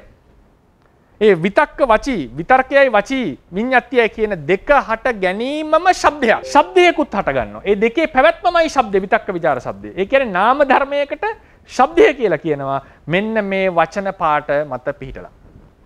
ඒක ප්‍රතිෂේධ කරනවා විතක්ක විස්තාර શબ્දය කියන එක ඒක රූපයක්. ඒක අපි කියන හැටියට ඒක රූපයක්. තේරවාදයේ හැටියට ඔතන කතා කරන්නේ නාමයක් නිසා ඒ අදහස ප්‍රතික්ෂේප කරනවා. ඒ නිසා ඒ කියන්නේ ඒක නාම රූප දෙකේ මිශ්‍රණයක්. ඒ කියන්නේ සමහර කෙනෙක් ඒ විතර්ක මාත්‍රය, විචාර මාත්‍රයම શબ્දයක් ලෙස සැලකුවා කියලාත් මතක තියාගන්න. ඒක බලන්න විතක්ක විපහාර සද්ද කතා කියලා ඒ වගේ මාතෘකාවකින් කතා වස්තුවේ ඇති. ඒ නිසා මම දේශනාව අවසන් කරනවා. දේශනාවේ මා පරමාර්ථය උනේ මේ වගේ සියුම් පිට කරන શબ્දයක් තියෙනවා. තව තියෙනවා මේක අනුරාවය, පටිඝෝෂය වගේ શબ્ද වචීමේ શબ્ද අවචීමේ શબ્ද ආදී ලෙස විස්තර කරන මම ඒවට යන්නේ නැහැ. හෙට දවසේ මම වෙන පාඩමක් පටන් ගන්නවා ඍතු රූප අවසන් කිරීම සඳහා. ඉතින් මේ වගේ ලොකු දැනුම් සම්භාරයක් තමයි තේරවාදය තුළ තියෙන්නේ. සහ ඒකේ තව වැදගත් වෙච්ච දෙයක් තමයි කොහොමද මේ දැනුම ක්‍රමානුකූලව වර්ධනය වෙලා තියෙන්නේ කියන එක තාම වැදගත්. කොහොමද මොකද්ද අර්ථ විවරණයක් දෙනකොට මහා අටුවා පිටු පදනම? කොහොමද ධර්ම විශ්ලේෂණයකින් අදහසට ඇවිල්ලා තියෙන්නේ? මේක තමයි අද උනත් තියෙන විශේෂ අධ්‍යයන ක්‍රමය. ඒක ගැඹුරින් දැන් බලන්න මූල ටීකාව කොතරම් ගැඹුරට හිතලා තියෙනවද? මහා අටුවා ප්‍රතික්ෂේපිත වෙනවා පාලි අටුවාවෙන් හේතු සහිත. උන්වහන්සේ කියනවා නෑ මේක මෙහෙම කල්පනා කරන්න, මෙහෙම හිතන්න. ධම්මපාල ස්වාමීන් වහන්සේ මේ වචනයට දෙනවා යහන්න බැරි වචනයට බලන්න ටීකාව මම දීලා ඇති ෆොට් නෝට් එකේ. ඒකට ලෝකයේ මෙහෙම සද්දයක් කියලා කියනවා. ඒකට කියනවා මන්ත ජප්පෝ. මන්ත්‍ර ජප කිරීම. ඉතින් ඒ විදිහට මේක තාම බුද්ධිය ගවේෂණය කරපු, සත්‍ය ගවේෂණය කරපු, සත්‍ය වෙත පැමිණෙන්න උත්සාහ කරපු සම්ප්‍රදායික ලක්ෂණ තමයි මේ පෙන්වුම් කරන්නේ. ඒ නිසා මම අද මාතෘකාව අවසන් කරනවා ප්‍රශ්න ඇසීමට අවස්ථාව ලබා දෙන්න. කියන්නේ විතක්ක විපාරාණං විතක්ක විපාර වශයෙන් නානා ඒ කියන්නේ එතන විතක්ක විපාර වශයෙන් කියලා මං හිතන්නේ ඒක පටිසම්භිදා මාර්ගයේ තියෙන පාඩේ නේද? එතන ඒක අහන්න පුළුවන් බව කියනවා ඒකේ. පුළුවන් බව තියෙනවා ඒකේ. ඒකද ඒ කිව්වේ කියලා පොඩ්ඩක් බලන්න ඕනේ. ඒක පොඩ්ඩක් බලමු පස්සේ අපි. එතන අදහස් කරලා තියෙන ඒක ටික. සෝත ධාතු විසුද්ධි ඥානයේ නේක නේද? නෝ ඒකේ මෙතන කියන්නේ දිබ්බ සෝත ධාතු උපාදනත්තං දිබ්බ සෝත ධාතු ඉපදවීම පිණිස පරිකර්ම කරන කාලේ පරිකර්ම කරනකොට සද්ද නිමිත්තේසු අත්තනෝ විතක්ක විපාර වශයෙන් විතක්ක වේග වශයෙන්. සද්ද නිමිත්තෙහි තමන්ගේ විතක්ක විපාර වශයෙන් මේක උපදවන්නට පරිකර්ම කිරීම. ඒ නිසා ඒ තමන් පිට කරන සද්දේ නැගෙන නේ මේ කියලා තියෙන්නේ. ඒක ශබ්ද වලට හිත නිතර අවධානය දෙනවා වගේ එකක් මේ කියලා තියෙන්නේ. පෙරවන් සර්ණයි ස්වාමින් වහන්සේ. අතේරවන් සර්ණයි. ස්වාමින් වහන්සේ අර පුරාණ අටුවාවට අනුව අසෝත විඤ්ඤාණයයි කියලා කිව්වහම අපිට අර සමහර අය දැන් හීනෙන් උනත් කියන දේවල් ලාවට ඇහෙනවා අපිට වචන පැහැදෙන්නේ නැහැ. නමුත් ඒකට අපිට අසෝත විඤ්ඤාණයයි කියන්න බෑනේ. ඒක අපිට ශ්‍රවණයට කුමන හෝ දෙයක් ගැටුණනේ. හරි. නෑ ඒක ගැන වාදයක් නෑ. ඒක ගැන වාදයක් නැහැ. අටුවාවේ පොදුවේ තමයි කියලා තියෙන අසෝත විඤ්ඤාණය කියලා. නමුත් ඒක දීඝනිකායේ ටීකාවේ කියන්නේ සමහර අවස්ථාවල කනට ඇහෙන්නේ නැති ශබ්ද පිට වෙන්න පුළුවන් කියන එකයි මේ මහා අටුවාව කියන්නේ නැත්තේ කියලා. අපිට තේරෙන්නේ නැහැ මහා අටුවා මොන අධිප්‍රායෙන් කිව්වද කියලා. ඒක අපි දන්නේ නැහැ කවුරුත් අද. ඉතින් උන්වහන්සේලා අනුමාන කරන්නේ මේක පාලි අටුවාවත් එක විවරණයක් දෙන්නේ නැහැ. මේක ඒ කියන්නේ විතක්ක විස්තර શબ્දය ඇහෙනවා කියන එක ගැන වාදයක් නැහැ මෑනියෝ. ඒක ගැන ඒක සූත්‍රයේම සඳහන් වෙනවානේ. එතකොට මේකේ ඇතම් ශබ්ද අසෝත විඤ්ඤාණය විය යුතුයි කියන එකයි මේ කියලා තියෙන්නේ. සියලු විතක්ක විපාර ශබ්ද ගැන නෙමෙයි. ඇතම් විතක්ක විපාර ශබ්ද. හරිනේ? ඔව්. ඒ නිසා ඒ උනාසක තර්කය ඒකයි. ඒක බින්දින්නේ අර මේ ප්‍රායෝගික අත්දැකීම් උඩින් නෙවෙයි, ප ဋ ාණ පාළි ආදිය අරගෙන තමයි ඒ ප්‍රතික්ෂේප කරන්න අදහස ඇවිල්ලා තියෙන්නේ. තිරුවන් නොදැනෙට උගුරට එන ශබ්ද නේද? ඒක ක්‍රම දෙකකට. ඒ කියන්නේ සම්පූර්ණයෙන් කන්ට්‍රෝල් එකක් නැත්නම් ඒක චිත්තජ කියලා කියන්න පුළුවන්. සාමාන්‍යයෙන් පරමද්දීපනේ කියන්නේ අර හිතලා වගේ හිතත් එක්ක ඇති කරලා ගන්න එක චිත්තජයි. හැබැයි වචී විඤ්ඤාතිය නෑ. වචී විඤ්ඤාතිය නැති චිත්තජ සද්ද නමකයක්. කිපිත, උක්ඛාසිත, යසේ ගාලා එහෙම අපි ගන්න සද්ද. ඒවා එහෙම චිත්තජ. සවිඤ්ඤාතික, අවිඤ්ඤාතික. අවිඤ්ඤාතිකමයි ඒවා. අවිඤ්ඤාතිකයි. ඒ කියන්නේ එකපාර දැන් අපි උදාහරණයකට සමහර භාෂා තියෙනවනේ ඔය දන්න අප්‍රිකාවේ තියෙන භාෂා ක්ලික් ක්ලික් භාෂාවෙන් කතා කරන්නේ කියලා සද්ද වලින් කතා කරන භාෂාවක් තියෙනවා. ඒකේ සද්ද තියෙන්නේ ක්ලිප් සද්ද. ක්ලික් ක්ලික් කියලා තමයි කට්ටිය සද්ද කරන්නේ. ඉතින් ඒක ලෝකේ පෞරාණික භාෂාවක් කියලා සලකන්නේ. ඒ වගේ සමහරලාට දැන් ඉතින් මේ උගුරෙන් කරන සද්දත් සමහර කෙනෙක්ගේ වෙන්නට පුළුවන්. ඒ නිසා ඒවා අර ගොඩක් වෙලාවට අර ටිකක් වසඟේ නැතුව උගුරට එන ඇඬීම වගේ අර්ථවලදී එන ශබ්ද ගැන තමයි මේ චිත්තජ ශබ්ද කියන්නේ. උගුරට එන එක ගැන කියන්න තියෙන්නේ සම්පූර්ණයෙන් වසඟේ නැතු උගුරට එමක් තියෙනවා නම් ඒක ඍතුජයි. අපි ටිකක් අපේ උත්සාහයත් යෙදුව අපේ අවධානයත් ඇතුව උත්සාහයත් ඇතුව දෙන එකක් නම් ඒක චිත්තජ. හැබැයි විඤ්ඤාති රහිතයි හැමතැනම. මතලන් සම්නේ සාමාන්‍යසාර ශබ්ද ගැන කියපු ඒ ශබ්ද වර්ග ගැන පොඩ්ඩක් කියලා දෙන්න පුළුවන්ද? ශබ්ද වර්ග කීපයේද? ඔව්. එක බෙදීමක් තමයි ශබ්දය වචීමය අවචීමය. ඒක බෙදීමක්. ඊට පස්සේ තව එකක් තියෙනවා. තියෙන එකක් තමයි අනුනාදය පටිඝෝෂය. පටිඝෝෂය කියලා කියන්නේ මොකක්ද කියන්නේ? දෝංකාරය. අනුනාදය කියලා කියන්නේ මොකක් හරි ගැහුවොත් එහෙම මේ යකඩයකට එහෙම ටීන් ගාලා නිකන් එන සද්ද. ඒක ගැන විස්තරයක් තියෙනවා. කොහොමද මේ අනුනාදය තේරවාදී විස්තර කරන්නේ? මම ඊයේ විස්තර කරා ඒක අර සතර මහා ධාතු අලුතෙන් හටගෙන කියලා ක්‍රමයට ඒක විස්තර වෙන්නේ. පටිඝෝෂය කියන එක කිව්වම ඒක ක්‍රම දෙකකට තියෙනවා. මහා අටුවාවාදයේ හැටියට ගිහිල්ලා හැපිලා එන එක. පාලි අටුවාවේ හැටියට මෙතන ශබ්ද තරංගයේ ශබ්ද ප්‍රභවය මේක නිසා මෙතන අලුත් ශබ්දයක් ඇති කරනවා. මේක අලුත් ශබ්දයක් ඇති කරනවා. ගමන් කිරීමකින් තොරව. පටිඝෝෂය විස්තර කරපු ක්‍රම දෙකයි. අනුනාදයේ විස්තර වෙන්නේ දැන් මේක බෙල් එකක් නම් මේකට ගැහුවොත් දණ්ඩකින් මේ ගැසීම නිසා ශබ්ද හට ගන්නකොට අලුතෙන් කලාපය මහා භූතය හට ගන්නවා මේ හැමතැනම. මේ ඝට්ටනේ නිසා. ඝට්ටනානුජ අපි කතා කරා. ඝට්ටනානුජ භූතානි. ඒවා ගැටිලා නැවත ශබ්දය හට ගන්නවා. මේ තමයි අනුනාදයේ විස්තර කරපු ක්‍රමය. ඊට පස්සේ අපිට එනවා විතක්ක විස්තාර ශබ්දය. අද කතා කරපු එක. වචීමේ ශබ්ද කියලා කියන්නේ වචන වශයෙන් උගුරවන ප්‍රකාශ කරන ශබ්දය. ඊට පස්සේ අවචීමේ ශබ්ද කියලා කියන්නේ අර කිව්වා වගේ උක්කාසිත අර වමනය කරනකොට අඬනකොට ඒ වගේ එන ශබ්ද. වචීමේ ශබ්දවල අනිවාර්යයෙන්ම විඤ්ඤාතිය තිබිය යුතුයි කියන එක තමයි තේරවාද අදහස. අවචීමේ ශබ්දවල විඤ්ඤාති තැබීමක් නැත. ওই ටික තමයි සාමාන්‍යයෙන් අපිට ශබ්ද වශයෙන් හමු වෙන්නේ. ඊට පස්සේ තියෙනවා ඉතින් අර ഘോഷ කියලා වගේ શબ્දයක්. ඒ කියන්නේ මහා ഘോഷාවක් වගේ කියන එක. ඊට පස්සේ අපිට ආයේ શબ્දය හමු වෙන තැනක් තමයි විනේ හම්බ වෙනවා වත්මානත් පිරීම ආදීදී. ඊට පස්සේ ඒක දැන් තියෙන ඊළඟ શબ્දේ තමයි අර શબ્දයේ වශයෙන් ගත්තම චිත්තජ શબ્දේ තියෙනවා. ඍතුජ શબ્දේ තියෙනවා. චිත්ත ප්‍රත්‍ය ඍතුජ ශබ්දය කියලා එකක් තියෙනවා. එතකොට මේක චිත්තප්‍රත්‍ය ඍතුජ ශබ්දය කොහොම මේක මම කතා කරලා තියෙන දැනටම එකක් තමයි මහා අටුවාවේ හැටියට කතා කරනකොට චිත්තජ ශබ්දයක් හටගත්තාම ඒකේ પરම්පරාව යනකොට මේක චිත්තපච්චේ ඍතුජ. චිත්තප්‍රත්‍ය ඍතු සමුට්ඨාන ශබ්දයක්.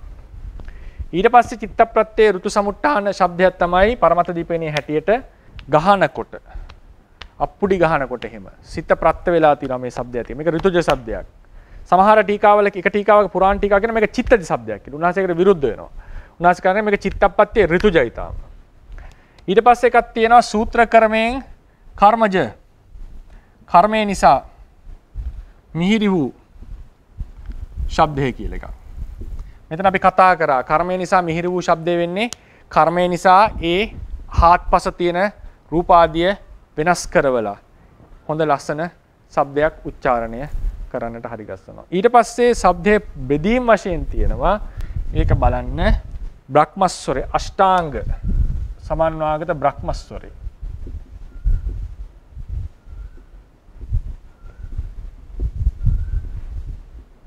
බුදුරජාණන් වහන්සේගේ ස්වරේ අංග 8 විස්සට්ට මංජු විඤ්ඤයා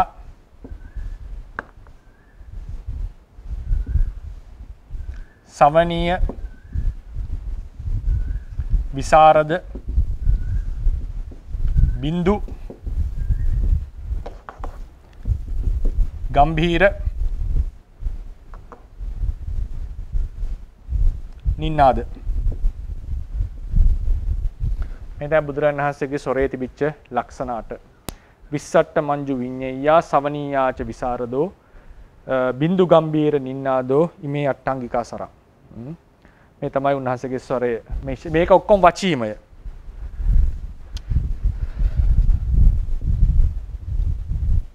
මේක වචීමය. ඊට පස්සේ තියෙනවා සුකුම අසුකුම. ඒ කියන්නේ සුකුම ශබ්ද කියන ඒවා තමයි සාමාන්‍ය දිබ්බ සෝතයට ගෝචර වෙන්නේ. අසුකුම ඕලාරික, සුකුම ඕලාරික. ඕලාරික ශබ්ද මනුෂ්‍ය සෝතයට ගෝචර වෙනවා. මේ විදිහට තමයි ශබ්ද සම්බන්ධයෙන් බෙදීම අපට හමු වෙන්නේ. මොහොන් පෙන්ෂන් තෙරුවන් සරණයි. ලොකුවා.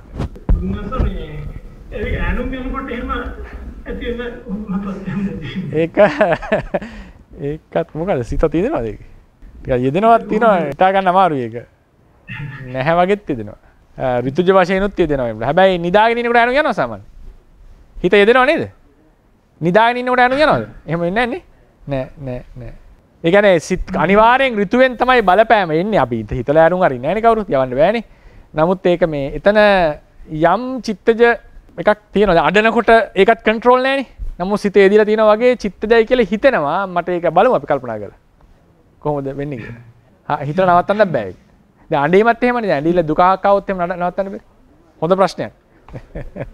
හොඳයි. ස්වාමීන් වහන්සේගේ අට්ටංග සමන්නාගත බ්‍රහ්මස්වරය කියලා කියනවා. ඒක භාග්‍යවතුන් වහන්සේට පමණක් තියෙන එකක්ද බ්‍රහ්මයින්ටත් තියෙන ස්වරය? බ්‍රහ්මයින්ටත් තියෙන ස්වරයනේ. බ්‍රහ්මයින්ටත් තියෙනවනේ. ඒකනේ බ්‍රහ්මස්වරය කිව්වේ. හොඳයි. බ්‍රහ්මයින්ගේ ස්වරය බඳු. ඊට වඩා ලස්සනයි කියලා කියන්නේ. ඉතින් ඒක තමයි උපමාව. බ්‍රහ්මයන්ට තියෙනවා අංග 8. අවසර ස්වාමීන් වහන්සේ තෙරුවන් සරණයි. තෙරුවන් සරණයි. ස්වාමීන් වහන්සේ අෂ්ටාංග සමන්නාගත බ්‍රහ්මස්වරයේ අංගයට පුළුවන් නම් ස්වාමීන් වහන්සේ පැහැදිලි කර දෙන්න අප කිරියන් කම්පාවෙන් ස්වාමීන් වහන්සේ. 20ට මට මතක නැහැ දැන් ඒක. සමහර ඒවා කියන්න මට ඔක්කොම නම් මතක නැහැ. විඤ්ඤය කියලා කියන්නේ නිකන් මේ ධනවන් ඒ කියන්නේ අර තේරෙනවා මිනිස්සුන්ට. තේරෙන බව වැඩි. හොඳට පැහැදිලි. සවණීයයි. කනට හරි මිහිරි. ශ්‍රවණය කරන්න හරි ලස්සනයි. විශාරදයි. විශාරද කියලා කියනකොට කොහොමද ඒක? අර විශාරද කියලා තියෙන්නේ සින්දු කියනකොට.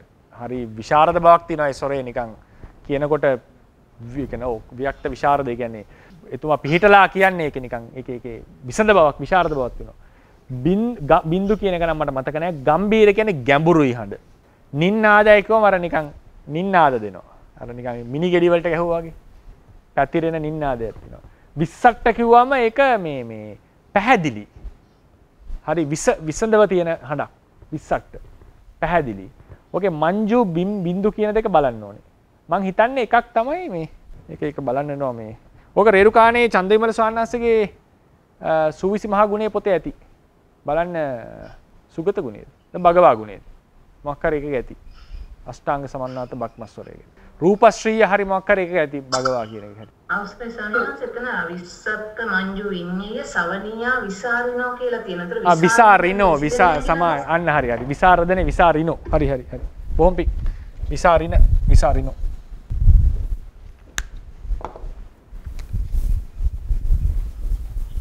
බොහොම පික් විසාරිනෝනේ විසාරින කියන එකනේ ඒ කියන්නේ විසිරෙන්නේ නැහැ කියන එකද ඒක බලන්න ඕනේ මට එහෙමයි ස්වාමීන් වහන්සේ දැන් අර භාග්‍යතුන් වහන්සේට ඕනෑ තැන් වලට විතරක් ඒ කියන්නේ හිතට යන්නේ නැතුව ඒ කියන අදහස වගේ මම හිතන් හිටියේ මමත් ඔක හොය හිටියේ ස්වාමීන් වහන්සේ විසාරිනෝ බින්දු කියලා කිව්වේ එක් තැන් වෙනවා කියන අදහසින් බින්දුවක් වගේ බින්දු කියලා හරි ඊට පස්සේ මංජු කියේ මොකද්ද මංජු කියන එකට මට මතක විදිහට අතිපූජනීය නාවිල් ස්වාමීන් වහන්සේගේ දේශනාව තුනේ මංජු කිව්වේ මිහිරි කියන අදහස හැබැයි මට හරියටම ෂුවර් නෑ මහත් ස්වාමීන් වහන්සේ ඔව් ඒක වෙන්න පුළුවන් මිහිරි බව තමයි එතන කියවෙන්නේ මට හිතෙන්නේ සම්බින්ද මේ තියෙන විස්සට්ටෝති සිනිද්දු මේ තියෙන විස්සට්ටෝති සිනිද්දෝ අපලිබුද්ධෝ ඒ කියන්නේ හරිම මේ පලිබෝධ රහිතයි හරි පැහැදිලි විඤ්ඤයාති විඤ්ඤාපනීය අපාකටෝ විස්සට්ටත්තායවසෝ විඤ්ඤ ඒක හරි පැහැදිලි ඒක හරි ප්‍රකටයි ඒ සද්දය මංජුති මధుරෝ මිහිරි හරි සවණියෝති සෝත සුකෝ ආහන්න හරි සනීපයි කනට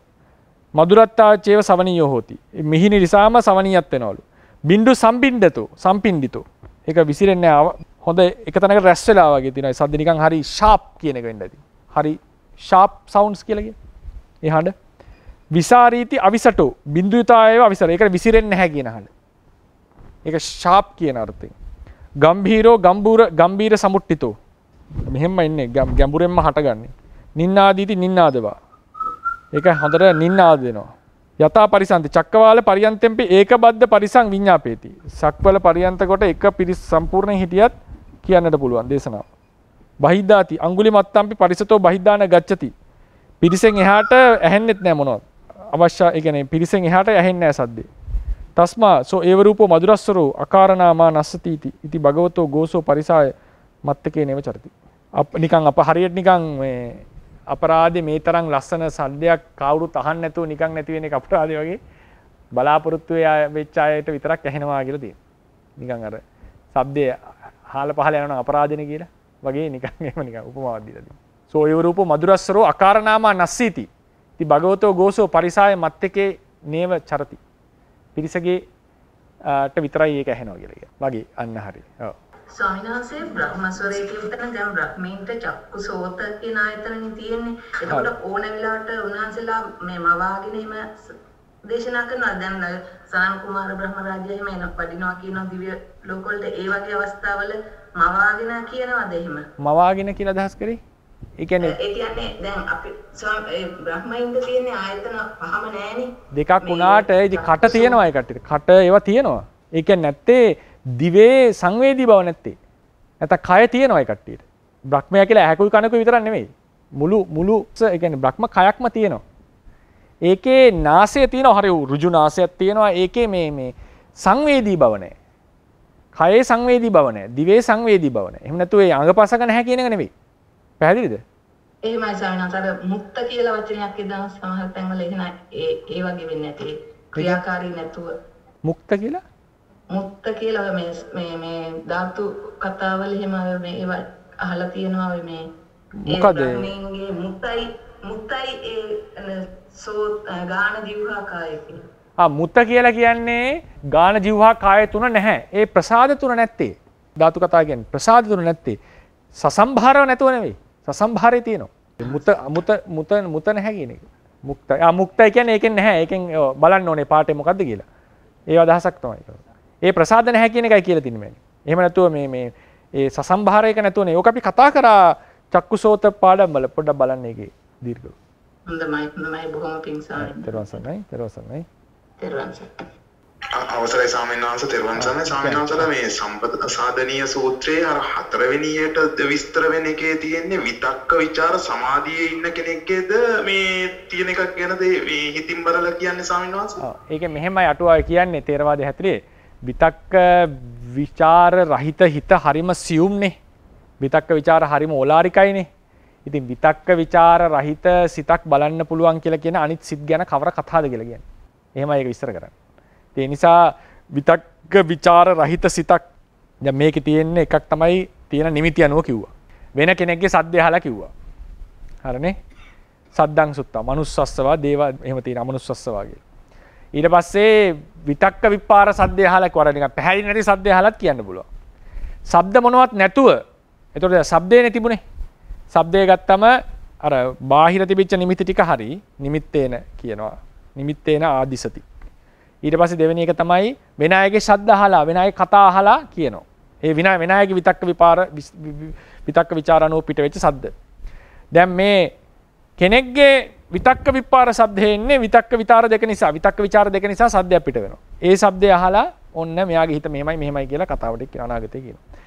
දැන් ඒක මත විතක්ක ਵਿਚාර කියන එක නිකන් හරිම සිත කලබන ධර්ම දෙකක්. ඒකනේ ඒක ධානයේට ඉහළට යනකොට අයින් කරගන්නේ. එතකොට ඒ දෙක නැති වුණාම සිත හරිම ශාන්තයි සියුම්. ඉතින් කෙනෙක් අහන්න පුළුවන් ප්‍රීතිය නැතුණා ඊටතර එහෙම එන්නේ සියුම් වෙනවා. නමුත් අර විතක්ක ਵਿਚාර දෙක ගන්න එක ටික ඕලාරික නිසා. ඉතින් ඒ දෙක නැති ධානය අවිතක්ක විචාර සමාධිය. ඒ සමාධියේ ඉන්නකොටත් හිත බලන්න පුළුවන් කියන එකේ තේරුම අනිත් සිත් විතක්ක ਵਿਚාර සහිත සිත් ගැන කවර කතාවද කියන එකයි මේ කියන්නේ. ඒ නිසා උත්කෘෂ්ඨ වශයෙන් මේක දක්වලා තියෙන දේශනාව. සමහර දේශනා දක්වනවානේ. ඒකට කියන්නේ උපරිම එක දැක්කුවට පස්සේ අනිත් ඒවා ගැන කතා කරන්න දෙයක් නැහැ. ඒ නිසා ඒකෙන් ඊට පස්සේ අටුවාවල කියනවා මේකෙන් කියන්නේ සමාධිමත් හිත බලනවා විතරක් නෙවෙයි. ඕන හිතක් බලන්න පුළුවන් එකයි මේ කියලා තියෙන්නේ. පැහැදිලිද දැන්? මම පිටසන්නස් පැහැදිලි. තෙරුවන් සරණයි සාරණංශ මම ඊයේ පාඩම ගැන කිව්වේ. ඊයේ මේ පාඩමේ අර රිත්තකයක් තුලින් ශබ්ද යන්නේ නැහනේ. ශබ්ද රූපේක යන්නේ නැහැ. ඉතින් එතකොට ඒක ශබ්දය සම්ප්‍රේෂණය නොවෙනවා කියන එක අර ඇඳුනයි කියන එකටම සාක්ෂියක් හැටියට සම්ප්‍රේෂණය වෙනවා කියන එක. සම්ප්‍රේෂණය වෙනවා කියන එකටද?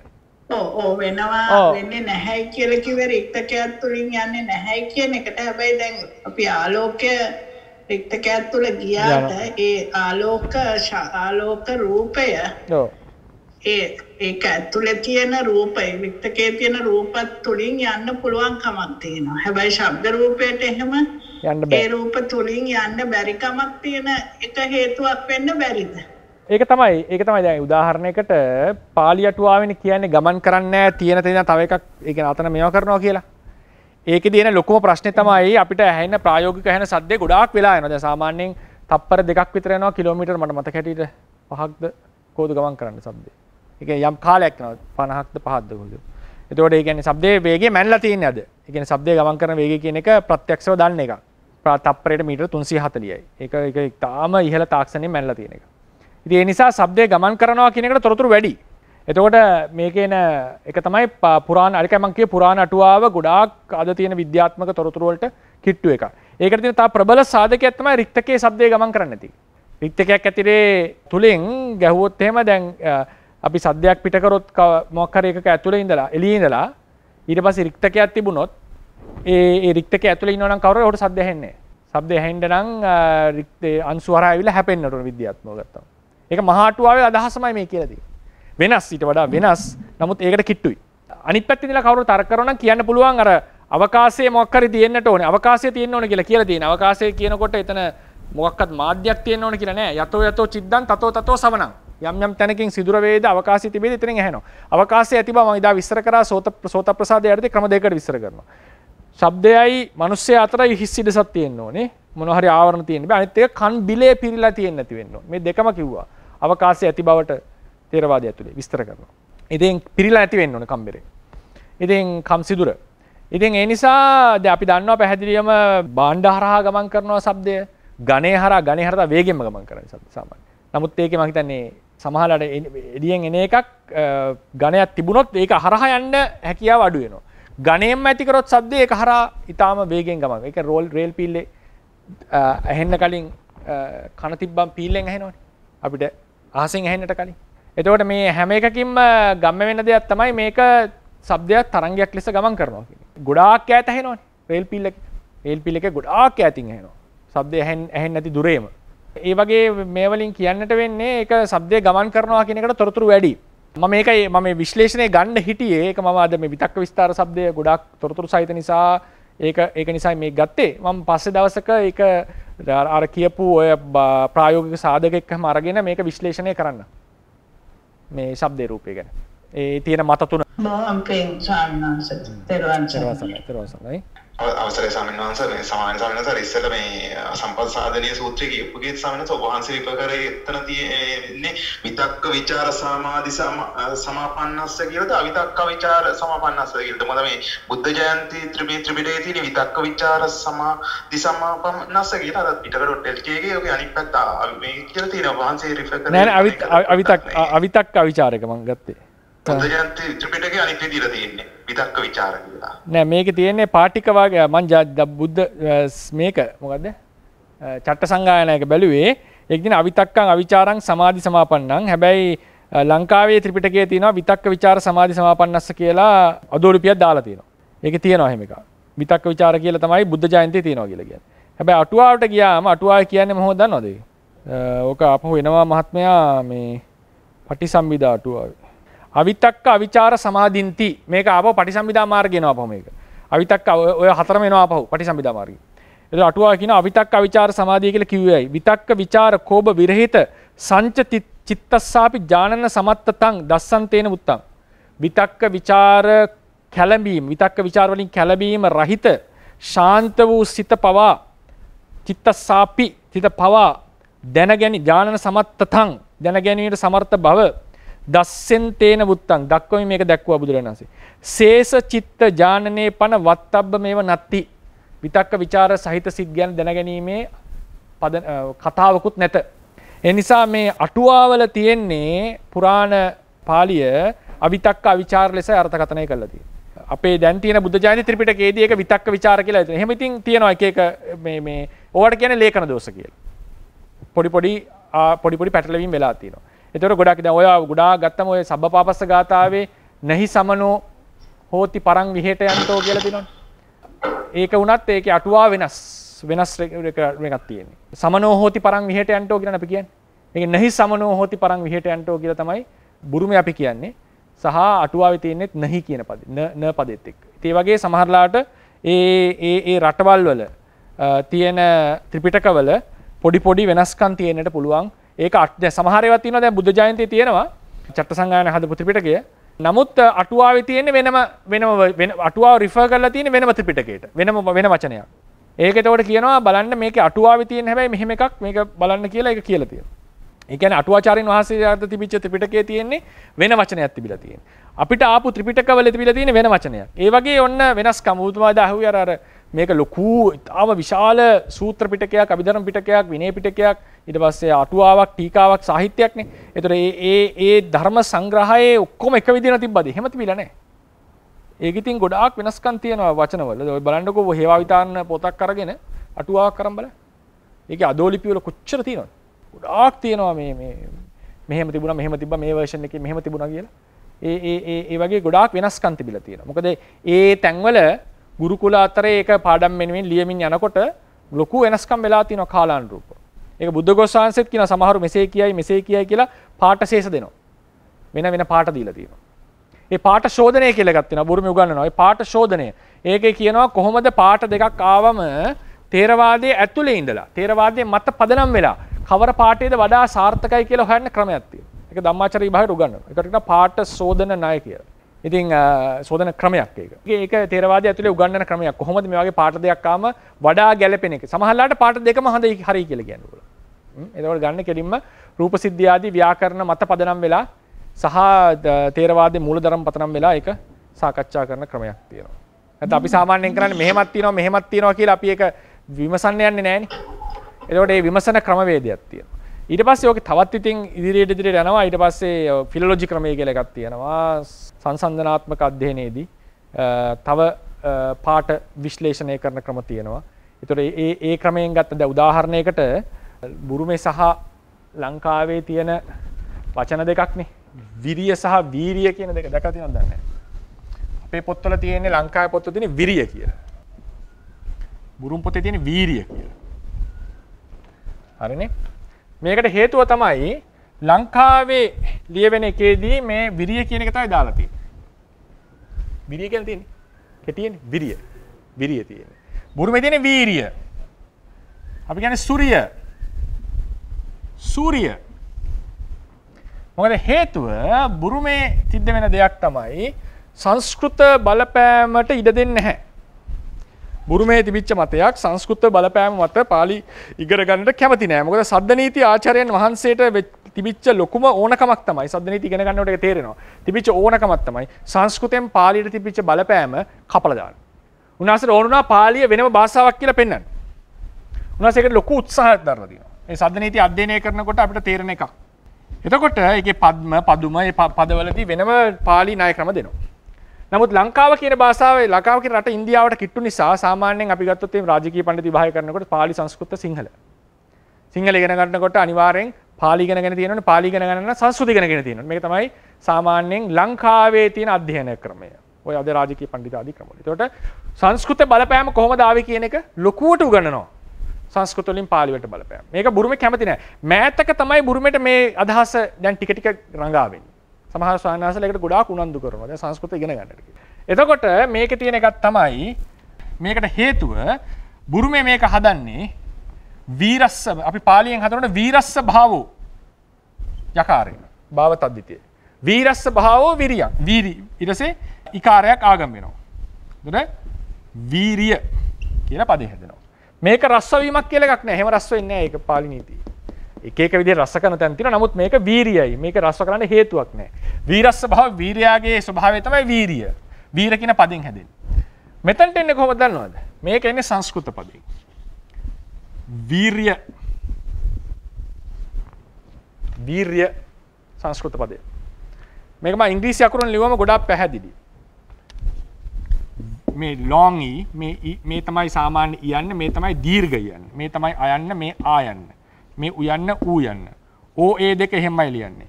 තවත් සමහරවල් ලියනවා දීර්ඝ ඔයන්න මෙහෙම, ඒ යන්න මෙහෙම. sorry මෙහෙම.